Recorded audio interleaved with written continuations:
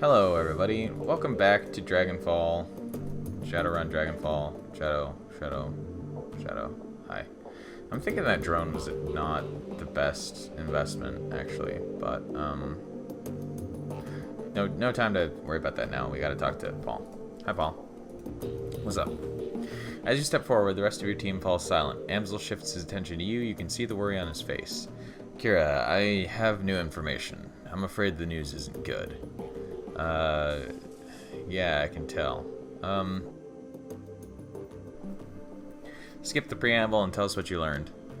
2 years ago, a large shipment of a highly lethal radioactive bioweapon disappeared en route to a storage facility in Dresden. The weapon was designated X-15. I've traced the path of the missing shipment. It was delivered to the Harfeld Manor. Well, that sounds horrible. It is. I've heard of this stuff before. Back in the service, we called it Doom. It was a first-person shooter.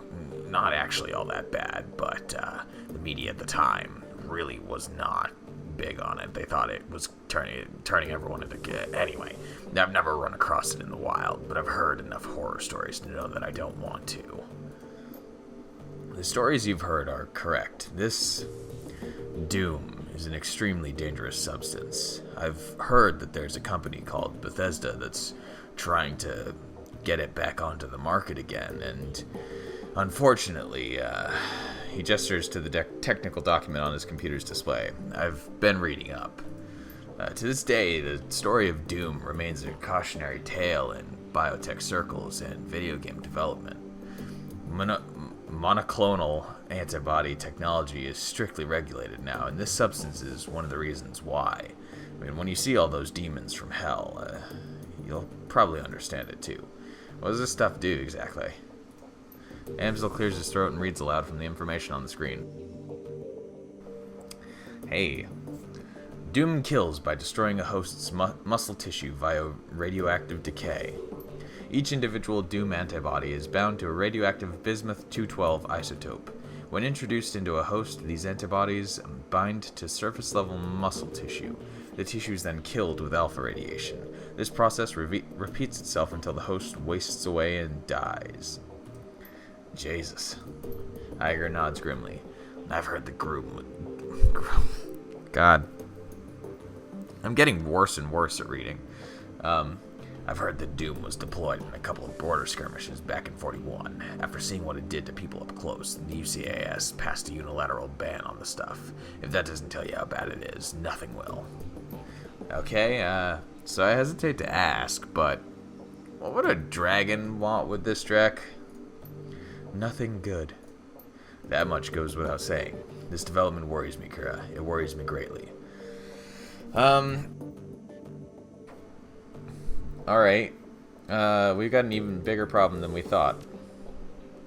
There's a moment of silence, then Dietrich speaks up. Well, my book, this doesn't change anything. I mean, it ups the stakes if Firewing's allowed to carry out her plans, whatever those might be. But we're not going to stop her before that. But we're going to stop her before that happens. That was always the plan. As far as I'm concerned, it's still the plan now. I agree with Dietrich. We need to focus on what's in front of us. Whatever the dragon's larger plans might be, the fact is that she's after us. We shouldn't let ourselves get distracted by anything else. Amsel's slow to respond. Finally, he nods. Yeah, I concur. For the time being, we must continue forward. And that means that you must continue working toward raising Alice's fee. I'll leave the matter in your capable hands, Kira. When you've acquired the necessary funds and are ready to head back out to the rabbit hole, let me know. From there, we'll discuss our next steps. Iger nods. Good. If you need me, I'll be getting prepped for the next run. Right behind you, love. Dietrich casts a backward glance at Glory. If any of this has had an impact on her, she doesn't show it. Come on, Glory. Let's go. What? Okay. Do we, Actually, let's see if we have another, disc here. Hey, 4th DVD. Soft whirring sound, yep. Track 1. 2050 04 28. Oh god. I don't remember how to do that act. Oh god. Oh god.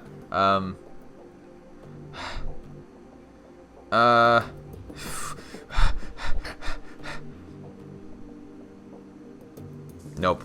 It's gone. It's gone. I have completely lost how to do the voice that I did for this guy. Not that I don't remember what it is. I just can't remember how to do it. Because if I try to do it right now, it's going to end up being like Dietrich's voice. And nobody likes Dietrich's voice anyway. So, this is a bad idea.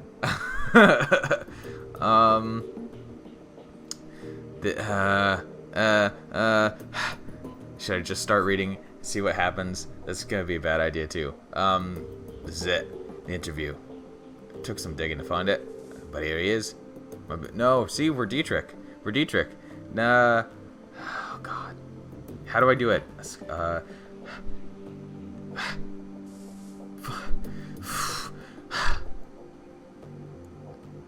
But here he is, my big brother, back in his prime. The note disappears, and for a moment the screen goes blank. Suddenly the image of a news correspondent flashes onto the screen. I think that should be the image. Accompanied by a brief orchestral flourish. Timestamp is in the upper right corner of the screen. It reveals the date, August 22nd, 2012. Thank you for joining us. We're coming to you live from the ruins of Sangerhausen, the 5th Harz mountain town to be sacked by the dragon Feuerschwinge. Standing by my side is the head of Deal Defense, Dr. Adrian Vauclair. Dr. Vauclair has been hailed as a leader in the effort to bring down Feuerschwinge and end her reign of terror. Dr. Vauclair, tell us about your efforts to bring down the dragon. Killing the monster has proved difficult, to say the least. Her speed and maneuverability in the air are extraordinary. Her scales repel small arms fire, and her breath can melt steel. But can steel beams melt radio waves? I don't even remember. Our R&D teams have been working around the clock to devise a weapon capable of downing this beast. In the interim, we're providing material support for the Luftwaffe's attempts to shoot her down via conventional means. Herr Vauclair, why are you directing Deal Defense's energies to the killing of Feuerschwinge? Are there corporate interests at play in this? Corporate interests? No, this is a matter of human interest. Innocent lives are being extinguished at an appalling rate. I'm in a position to help put an end to this slaughter, so I must. It really is that simple. Dr. Vauclair, you must understand my skepticism. Our viewers aren't looking for a PR statement. They come to us for the truth. I'm afraid that I don't have time to go back and forth on this. Your viewers can think whatever they wish. My concern is in helping the people affected by this tragedy. In that case, Dr. Vauclair, I thank you for sharing your valuable time with us. You're very welcome. To the viewers at home, stay safe and watch the skies. Salvation is coming, I promise. Again, that was Dr. Adrian Vauclair, even though he has a different voice than the last time we heard him. CEO of Deal Defense, Dr. Vauclair is the chief architect of the military's current plan to bring down the dragon Feuerschwinge. Stay tuned for more late-breaking news on the battle for the Harz Mountains. We'll be right back. Okay, maybe I'm just going to turn him into that voice then. 2054, 11, 17. Holy shit, I just stumbled on some of Adrian's old lab notes. I'm not going to say how I came across these. Someone might get hurt if the wrong people watch this. But I've checked them against some of Adrian's old handwriting samples, and they're legitimate. Holy shit, this is big. Alright, okay, back up, slow down, breathe. Okay, so these notes, they pretty much confirm something that I'd always suspected. Luftwaffe didn't shoot down Feuerschwinge. I mean, they tried. They pumped thousands of rounds into the air around it, and they lobbed rockets at it for months. Lost a lot of attack helicopters and fighter craft in the process, but none of those things were responsible for taking it down. The Dragonfall was caused by an experimental warhead, one that Adrian and his Deal Defense think tank designed.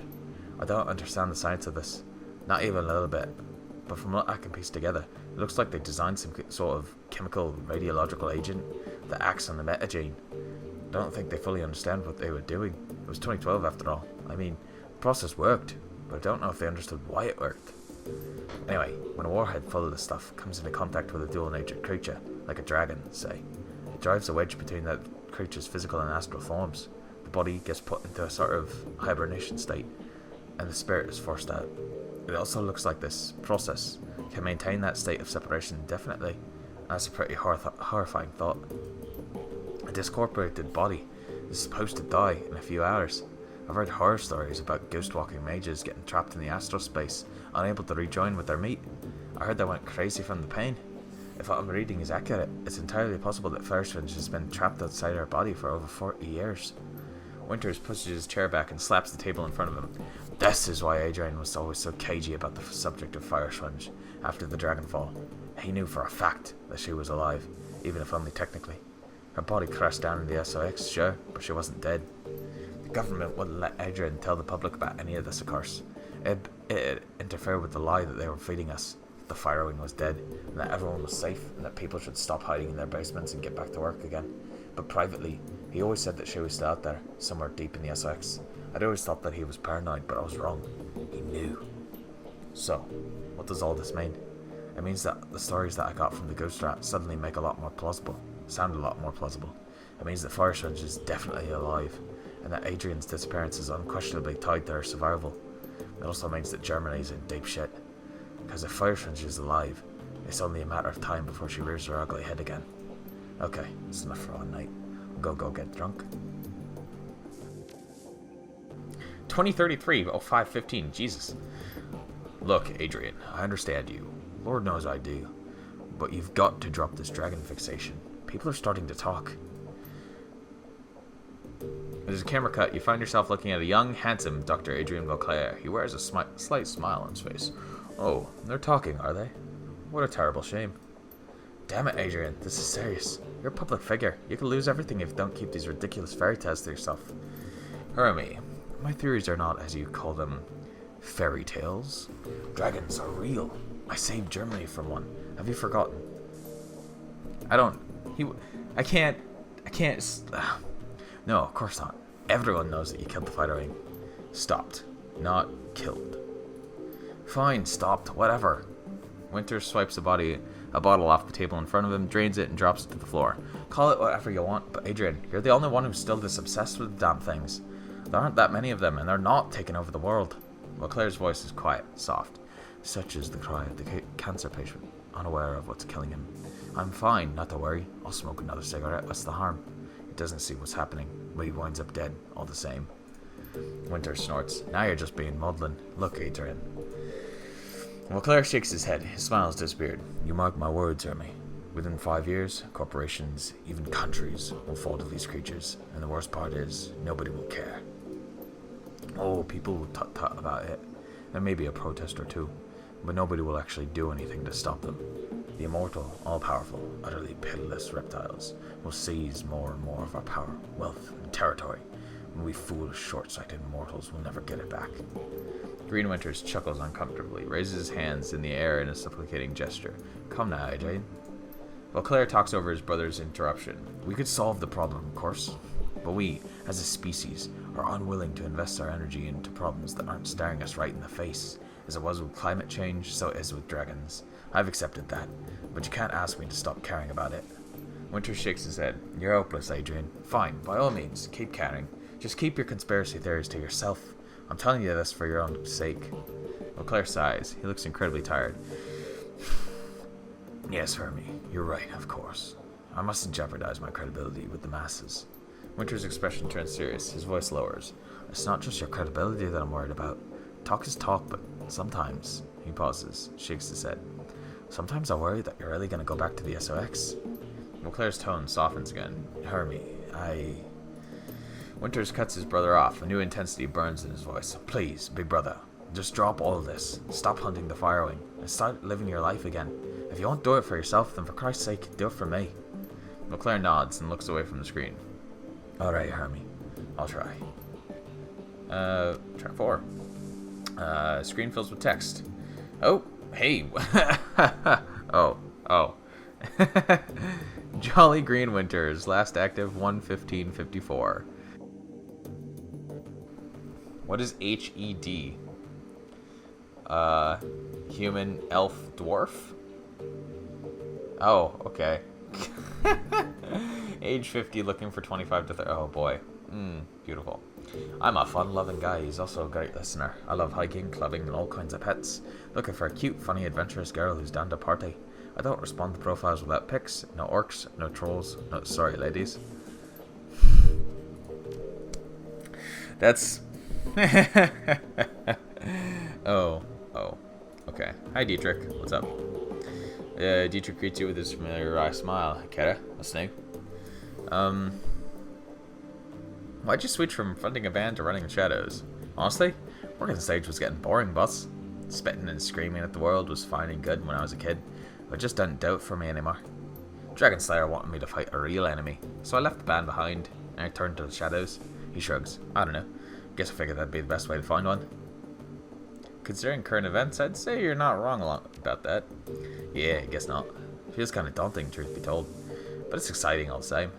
I've been looking for a worthy adversary for a while now. It's kind of satisfying having a white whale to chase. How long have you been looking for a real enemy? He shrugs. Not too long. Ever since I took down the last one. Last one? Of course, I might be able to sit around feeling pleased with myself if I fought the Creator or the Moon Maiden, but Dragon Slayer ain't that kind of idol. Ooh. If I'm not drinking, I'm fighting. If I'm not doing either of those things, I'm looking for a bigger, better fight to get in next time. He produces a flask from his jacket pocket and raises it in salute. It's a remarkably simple code to live by. Who was this last one? Gang boss. Great big orcish bastard called the Wild Shine. Led the local chapter of the Horde. Yeah. And were you part of the Alliance? I'd had my sights set on him and his for a while. I'd hurt a lot of people, and I figured they'd pose a challenge. Wasn't wrong about that, but I took him out in the end. When does this pattern end? Well, boss. Way I figure it, it'll end when I pick a fight that I can't win. He smiles sadly. Might be this one, maybe the next. It'll be hard to top a great dragon. That's the way the Dragon Slayer wants it. Who am I to refuse him? Abruptly, he turns away. That's enough talk for today, boss. Besides, you got other things to do, I'm sure. Thanks, Dietrich. Do I have other things to do? I mean, just talk. We're talking, people. This is a talky episode again. Kira, greetings. He peers at you through a battered old pair of wire-rimmed glasses.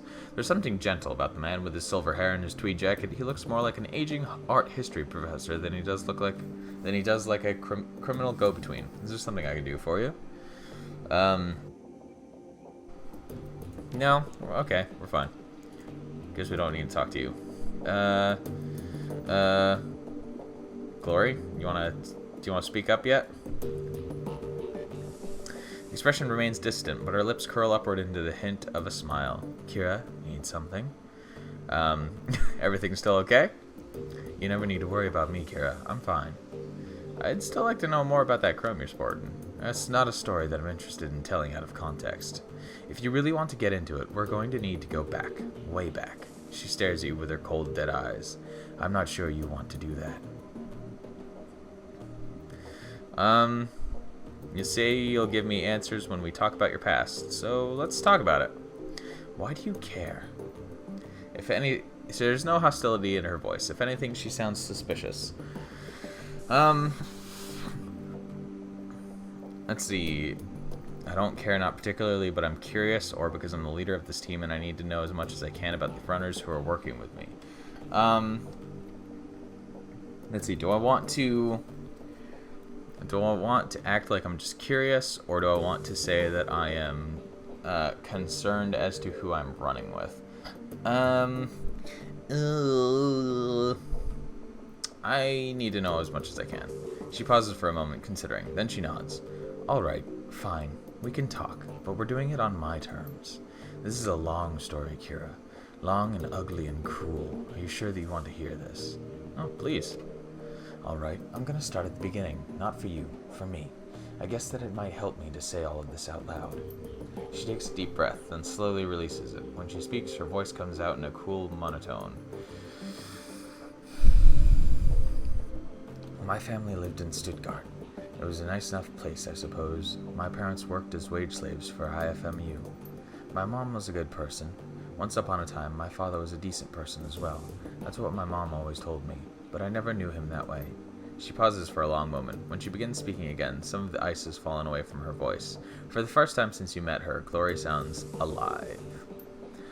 The dad that I knew was an old, damaged Euro war vet who turned to hardline religion to make sense of the world. In Stuttgart, that meant either the Reiter Christi or their fascist cousins, the Kreuzritters. Kreuzritter? Ritter Christi? Kreuzritter? My father chose the latter path. I still remember hiding in my room when my father had his crusader brothers over for prayer group.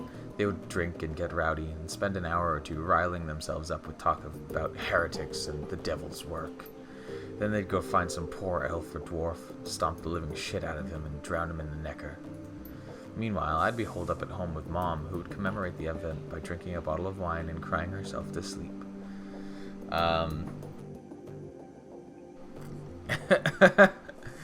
I'd assume that a mage or an orc would make a more tempting target. What, you mean pick on a victim who could fight back? Glory shakes her head. No, my father and his pack of jackals weren't up for that kind of trouble. They'd had more than enough of real combat when they were young men back in the Euro Wars. They just wanted to feel big and in control of their lives again, and it didn't matter to them who they hurt in the process. Anyway, aside from the fact that my dad and his buddies were a bunch of murderous assholes, life was pretty normal. I went to school, made friends, hung out with my mom, kid stuff. Then I turned 14, and everything went to shit. Glory pauses and swallows hard. Ever so slightly, her cheeks flush red. Suddenly, she looks self-conscious, as if she's just snapped out of a trance. As quickly as it came, the flush of emotion disappears. Her voice frosts over. I don't want to talk about this anymore.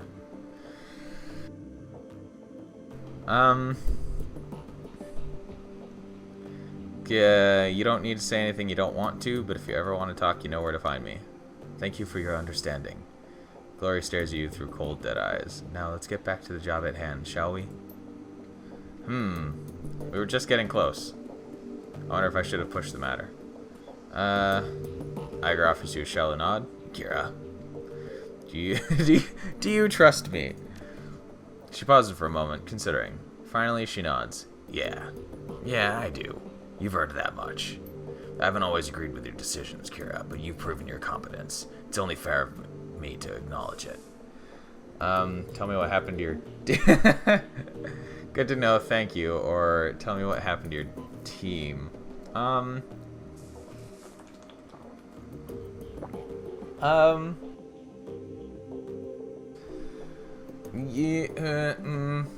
what happened to your team. This again? Why do you even care, Kira? Doesn't matter, because it's pretty clear that if you had your way, you'd still be with them. Good leader places a priority on knowing her team. She slowly nods. Alright, I'll tell you. I suppose you deserve to know. What happened to us was Hoffman. He was a rookie, kid of some big money corporate exec. He looked good on paper, and he made it through KSK training, so he was technically qualified to join a team, but he was way too green to fit in with ours. Still, he wanted to be a hero, and his family had enough clout to get him an assignment of his choosing. I don't know how many strings Hoffman's daddy had to pull to get him assigned to our team, but he pulled them. Hoffman became our 9th squad mate, despite Metzger's objections. Anyway, flash forward a few weeks, we were closing in on one of the Russian mob's major trafficking operations. They'd been using a series of warehouses 50 miles from the border as a staging area for their convoys. Women and girls from Eastern Europe were being housed there. When the convoys came, they'd be crammed into cargo containers and hauled across the border into Germany. Go to any brothel along the border or have a look around. Chances are, you'll find at least a few girls who spent some time in those warehouses. Slovakians, Hungarians, Poles, you name it. The mob has been smuggling them over for decades. But we were in a position to derail their operation, and we weren't going to let our new addition slow us down. We hit them by surprise, and we hit them hard. Fisher and Braun managed to take down the Banshee that they had patrolling the site. Wolf had reconnaissance drones overhead, providing battletech feeds to the rest of us. We picked off their gunmen one by one. They had numbers on us, but they didn't know where to hit us. We had eyes in the sky, we had cover and concealment. Every time they thought they had a fix on us, we'd shift positions and hit them again. They might as well have been fighting ghosts. Then Hoffman broke cover and gave away our position. After that, all hell broke loose. Wolf went down first. The sound of it will haunt me for the rest of my days. An explosion, choked scream, then this long, drawn-out gurgling sound. When he died, his drones went down with him, and then there were too many hostiles to track without them. I'll spare you the gory details, Kira. Suffice it to say that my team was wiped out. Iger's face clouds again. You can see the tears beginning to well in her eyes. I watched Metzger die. With a visible effort, she clamps down on her emotions and calms herself. When she speaks again, her voice is flat. I took 3 rounds myself. Had to drag myself back across the Oder-Neisse line into Germany. I almost died. So that's the story. My KSK career died with the rest of the team. Our mission was illegal, after all, off the books. There was no going back for me, so I wound up here. She looks you in the eye. Her tone is impassive. Did that tell you everything you wanted to know, fearless leader? Are you satisfied now? Yes, thank you. So, tell me, what's your takeaway from my tale of woe? I figure you've got to have one.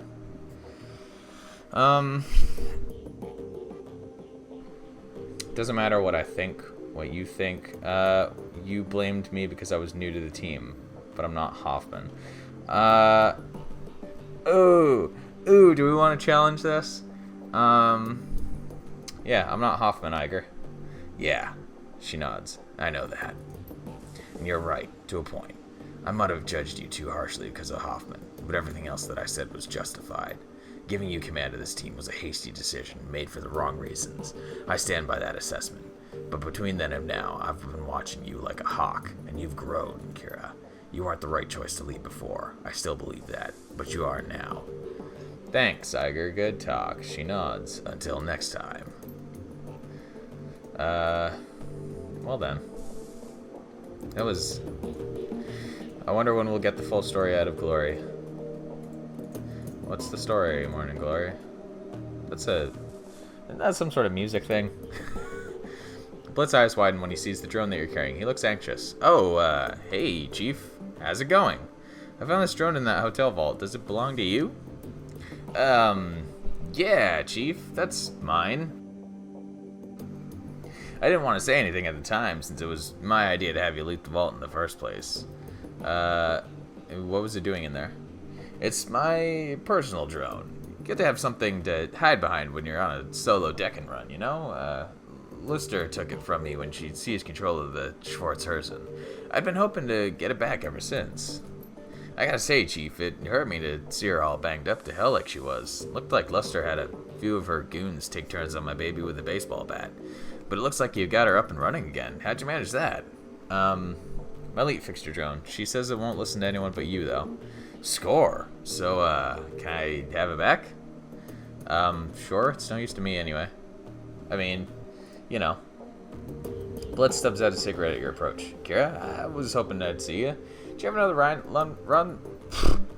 lined up for us yet? I'm strapped for cash. With the amount of work we've been doing, you should be rolling into yen. Don't worry, we're doing fine on the job front. Amsel's been working overtime. Oh, thank God. Thank you, Chief. Thank Paul, too, come to think of it. Do you have a question for me, or was this a social call? Just checking in on you. Why are you so strapped for cash? With all the work we've been doing, you should be rolling in yen. What can I say, Chief? He tries on a thoroughly unconvincing smile, but immediately seems to think better of it. The anxious look returns to his face. I have expensive tastes. You got a talent for deflection. How expensive are we talking here? Even if you had a raging cram habit, I'd think you'd have at least some money left. You've got a talent for deflection, Blitz, and you're annoyingly persistent. If you must know, I'm in debt. That's where all the money's going. In debt to, whom? He hesitates before responding. When he does, his voice carries an edge of annoyance. No offense, but this is getting a little too personal, Chief. My debts are none of your business. You come to me begging for work and then tell me it's none of my business. If some bookie sends his thugs here looking for you, it's gonna become my business, so talk. Blitz shakes his head in exasperation. Alright, fine. First off, you don't need to worry about anyone coming after me. My debts are to a bunch of old contacts. If I don't pay them, I'm gonna lose them, and in this line of work, it isn't smart to burn bridges. Second, before you ask, those debts are for services rendered. I was in a tight spot, I needed some help, and I threw around a lot of IOUs to get it. Third, and finally, the trouble I was in involved a girl. I'd tell you about it if you ask me, but we're verging deep into personal feelings territory, so if you don't want to hear me sob over my ex-girlfriend, you'll drop the subject now. So it's up to you, Chief. You really want to go down this road, or should we keep this relationship professional? This is a professional relationship. The last thing I want to hear is, spit it out and we'll deal with it. In our line of work, preoccupied can get you killed, so spit it out and we'll deal with it. Blitz meets your gaze for a moment and looks away and sighs. Alright, where to begin? I met Emily in Jogan Keep. She was the first person who was ever more important to me than myself. I was crazy about her, Chief. To this day, she's the only person I've ever met who could outdeck me. And the real kicker is that she wasn't even a decker by trade. There was nothing she wasn't good at. I like to dabble in ricking, but Emily, that girl could pick up anything that she set her mind to. I get it. Sounds like a hell of a girl. Okay, yeah. Well, she was. She made things right. No matter how stupid I was, no matter what I got myself into, she made it right. I don't think much of many people, Chief. Emotional attachments aren't really my thing. Love seems like a diluted word these days, so I won't waste it on Emily. Let's just say she was important to me. Then I lost her. I didn't know what was happening. It came out of nowhere. One day she was just gone, along with most of my decking gear. The only explanation was a handwritten note on old-fashioned paper, "Leave me alone." That was it. We'd been together for years, and that was all she left me. That and this beat-up old cyber deck. Naturally, I freaked. We'd had our share of arguments, but we'd never had a huge blowout or anything. I couldn't think of anything that'd drive her to do a thing like that. Mostly, I felt hurt. So I searched for her, in the real world and in the Matrix. When that turned up nothing, I started tapping my contacts. And that was when I started racking up debts. Did you find her? No. She's gone, Kira. Without a trace. I looked high, I looked low. I poked into everything I could think of. My contacts did the same. He shakes his head. She's gone, Chief. At this point, I've accepted that, but I still have to repay those debts.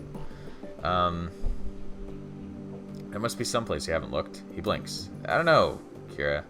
I really did look everywhere, and at great personal cost. If she means that much to you, yeah, you might be right. He shakes his head. Fuck.